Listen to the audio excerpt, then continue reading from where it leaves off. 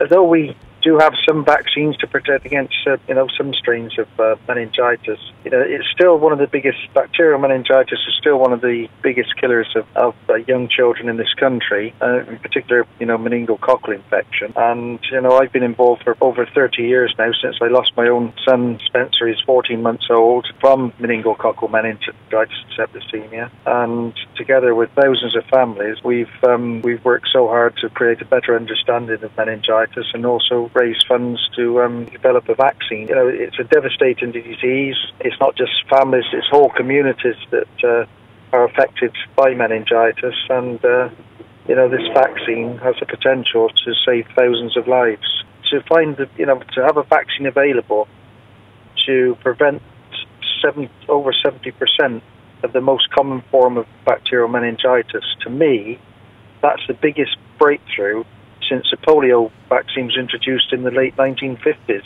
Well, we see in the region of about 2,500 cases of all forms of bacterial meningitis in the UK. And, again, meningococcal group B is the most common form of the disease. And to take out meningococcal group B, it's beyond our wildest dreams, to be honest. Compared to 30 years ago, when there was no charities to represent meningitis, very little was being done, certainly on the research front. And to come all this way now, and to have a good vaccine that it's gone through the trials, it's a safe vaccine, and it's going to prevent over 70 cases of Group B meningitis. As far as Meningitis UK is concerned, the families that have been infected by the disease are the driving force behind everything we do. So all over the country, although families have lost, a loved one, and their lives have been devastated, to hear this, is so positive that, their loved ones' names will live on.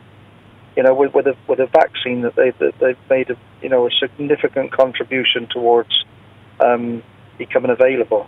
Without families up and down the country over the last 30 years pouring their hearts out with their own stories about how devastated they were, has raised the profile of meningitis, and and that has been a very big thing for meningitis to be recognised as a disease of national importance. If it wasn't for the families, this vaccine will probably still be 5-10 years away.